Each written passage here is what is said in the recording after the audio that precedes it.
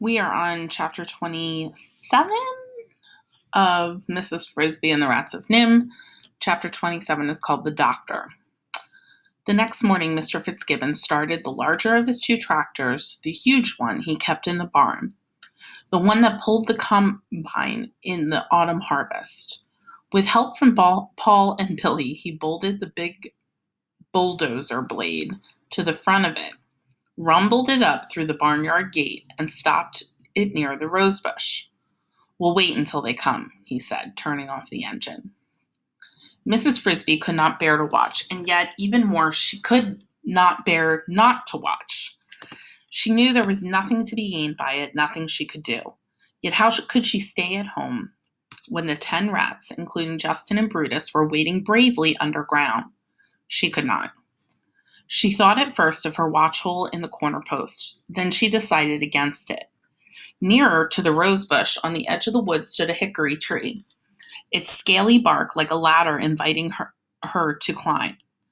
10 feet up on this tree, a large branch jutted straight out.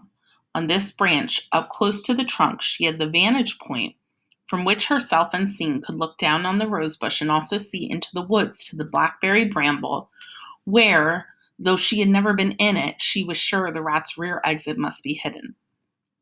She settled down to wait. It was a chilly morning with a damp breeze and a gray mist that blew by in patches. Somewhere near the middle of the morning, a square white truck came to the driveway. It went first to the house. A man in the white coverall uniform climbed out and knocked on the Fitzgibbons' door. It was too far away from Mrs. Frisby to hear the knock, or to hear what the man said when Mrs. Fitzgibbon came out on the porch.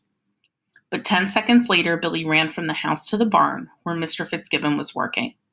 The man returned to the truck and waited, standing outside the open cab door. Through the windscreen, she could see that 2 more men sat in the front seat, and that one of them wore horn-rimmed glasses, just like Dr. Schultz. Now, Mr. Fitzgibbon approached the truck, Billy dancing beside him, apparently in some excitement. There was a conference, none of which Mrs. Frisby could hear, accompanied by gestures towards the rosebush and the waiting bulldozer. The man in white climbed back into the driver's seat and drove the truck across the grass. He backed it up beside the bulldozer, stopping perhaps 10 feet from the bush. Mrs. Frisby stared at it. If there was anything printed on it, it must be on the other side, away from her. Then the 3 men climbed out, and she could hear what they had said. "It's a big one, all right," said one of the men. "Look at those thorns. It's hard to see how a rat could even get in there." The man with the horn rims walked around the edge of the bush, examining it closely. He bent over. "Look at this," he said. "There's an entrance hole, very neatly hidden, and behind it, a path leading in." He turned to Mr. Fitzgibbon, who had walked up with Billy. "You were right. You'll need to bulldoze it. It would take us all day to hack our way in there. But cut it off just at the surface if you can. If you dig too deep and open the hole, they'll get away." He added, "You better keep the boy back. We'll be using cyanide, and it's dangerous." Billy, after some argument, was dispatched to the back porch where Mrs. Fitzgibbon was also watching. One of the men had walked around to the far side of the bush near Mrs. Frisby's tree. "Doc," he called, "there's another entrance in the bush, and there's a hole just inside of it." Doc was the man in the horn rims. He was a doctor, Mrs. Frisby thought. Doctor somebody. He was in charge. "Can you get at it?" he asked. "Not very well. Too many thorns." The man who was the doctor walked around and looked at it. "No," he said. "Anyway, that would be the escape hatch. We'll find the main hole nearer to the middle of the bush." He turned to Mr. Fitzgibbon, who had mounted the tractor. "Okay," said the doctor. "Can you push it that way, away from the shed?" Mr. Fitzgibbon nodded, and the motor started with a roar. He pulled a lever and flexed the heavy steel blade up and down, bringing the bottom edge to rest just even with the ground. The blade was fully 8 feet across. He pulled another lever. The wheels, the tires, as tall as windows, dug in, and the blade scraped forward. The bush fought back, then yielded angrily, snapping and crackling before the inexorable thrust of steel. A single sweep, A third of it lay, writhing heaps of thorns in a pile 20 feet away. The ground trembled under the wheels, and Mrs. Frisbee thought of the 10 rats huddled below. Suppose the weight collapsed the earth, caved in the storage room, and trapped them. Another sweep, and a third. Only a thorny stubble now stood where the bush had been. On the porch, Mrs. Fitzgibbon covered her eyes with her hands, and Billy cheered in with excitement. Plainly exposed were 2 holes, simple round rat holes. There was no trace of the small mound nor the elegant arched entrance. Arthur had done his work thoroughly. Mrs. Frisbee wondered at a moment at the second hole. Then she remembered his saying, "We'll give them another rear exit to block, of course." They had dug another hole, most likely, she thought, just a dummy leading nowhere. The men in the white suits went into action. The back doors of the truck were open, and a long, flexible pipe unrolled. It looked like a fire hose, except that at the other end, instead of a nozzle, there was a round plunger, like a big rubber ball cut in half.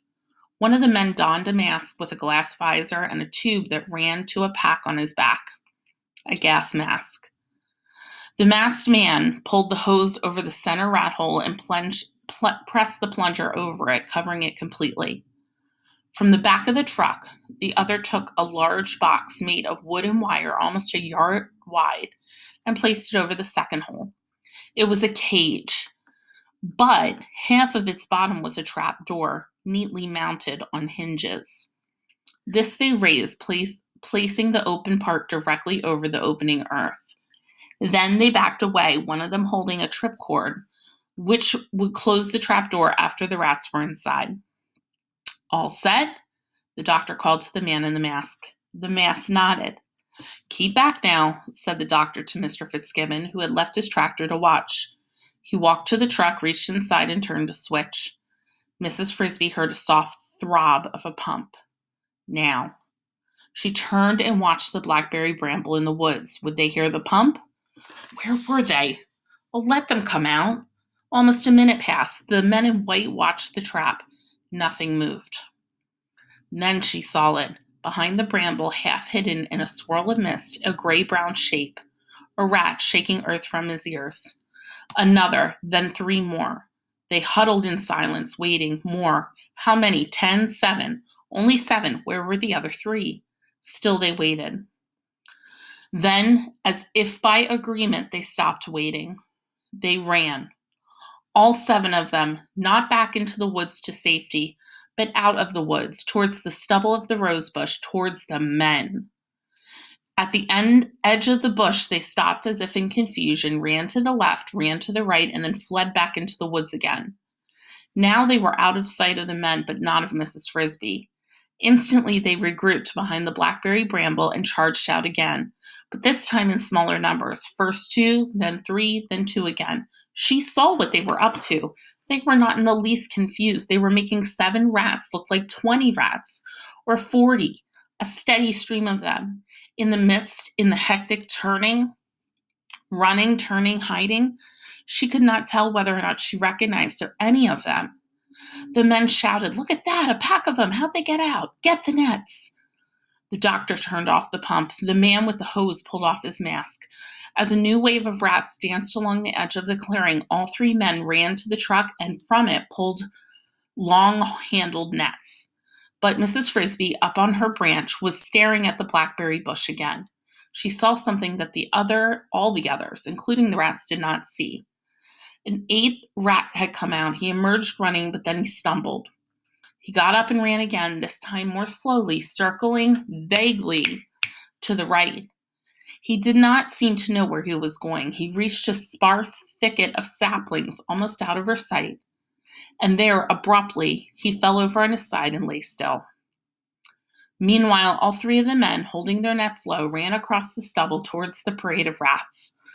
But as they approached the parade, it vanished. The rats, their purpose accomplished, melted into the misty woods, and this time they did not reappear. Mrs. Frisbee watched them as they loped away swiftly in single file and disappeared from her view back into the deep forest and up the mountainside. The rear guard was gone, bound for Thorn Valley. The 8th rat still lay unmoving among the saplings, and 2 had never come out at all. "They're gone," said the man who had worn the mask. "They fooled us." "What happened?" asked Mr. Fitzgibbon, standing near the truck. "Simple enough," said the doctor. "They had 2 escape holes, and they used the other one." He walked back to the blackberry bramble and bent down, kicking the branches aside with his foot.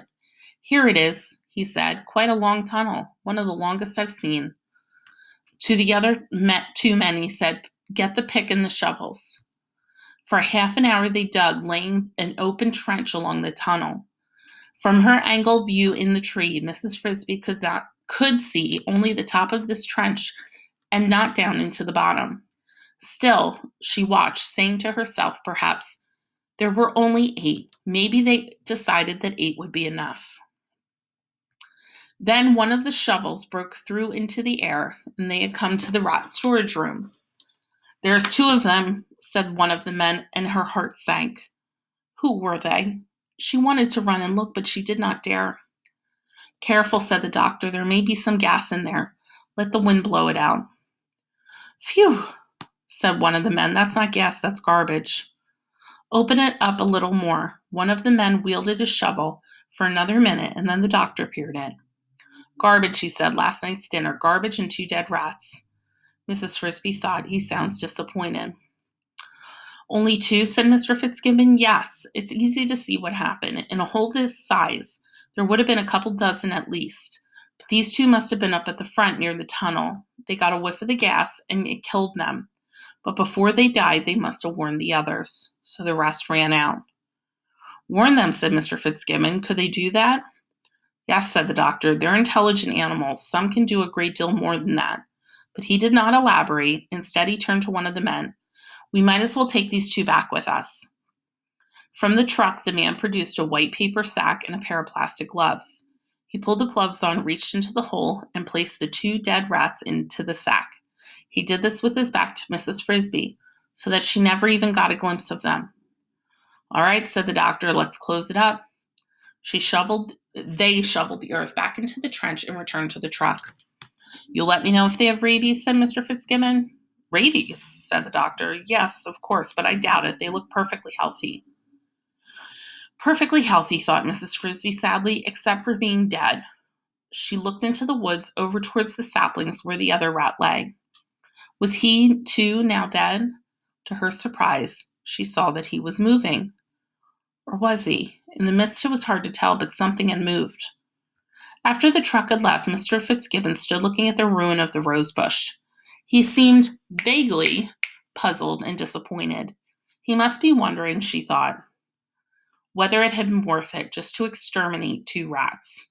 He had no way of knowing, of course, that all the rest were also gone and would not return, that his grain loft was safe. In a moment he turned and walked into the house. As soon as he was safely gone, Mrs. Frisbee scurried down from her tree and into the woods. On the ground she could no longer see the rat or the thicket where he lay, but she knew the direction. She ran, around a stump, over a mound of leaves, past a cedar tree. There were saplings, and there lay the rat still on his side. It was Brutus. Beside him, futilely trying to move him, stood Mr. Aegis. She reached him breathless from a run. "Is he dead?" "No, he's unconscious, but he's alive and breathing. I think he'll revive if I can just get him to swallow this." Mr. Aegis indicated a small corked bottle, no bigger than a thimble, on the ground beside them. "What is it?" "An antidote for the poison. We thought this might happen, so we got it ready last night." He got just a little of the gas, made it this far, and then collapsed. He helped me lift his head. Mr. Aegis had been unable to lift Brutus's head and the bottle at the same time. Now, with Mrs. Frisbee's help, he forced open Brutus's mouth and poured in just a few drops of the smoky liquid the bottle contained. In a few seconds, Brutus made a gulping noise, swallowed hard, and spoke. "It's dark," he said. "I can't see." "Open your eyes," said Mr. Aegis. Brutus opened them and looked around. I'm out," he said. "How did I get here?" "Don't you remember?" "No, wait. Yes. I was in the hole. I smelled gas, an awful choking sweet smell. I tried to run, but I stumbled over somebody lying on the floor and I fell down. I must have breathed some of the gas. I couldn't get up. And then I heard the others running past me. I couldn't see them. It was darker than night. Then one of them ran into me and stopped. He pulled me up and I tried to run again. But I was too dizzy. I kept falling. The other one helped me up again and I went a few steps more. He kept pulling me, then pushing. Then somehow I got to the end of the tunnel. I saw daylight and the air smelled better, but there was nobody else there. I thought the others must have left, so I ran a little further, and that's all I remember. Mrs. Frisbee said, "What about the one who helped you?" "I don't know who it was. I couldn't see, and he didn't speak at all. I suppose he was trying to hold his breath. When we got near the end and I could see daylight, he gave me one last shove towards it, and then he turned back." "He went back?" "Yes, you see there was one rat still back there, the one I stumbled over. I think he went back to help that one." "Whoever he was," said Mrs. Frisbee, "he never came out. He died in there." "Whoever he was," said Mr. Ages, "he was brave."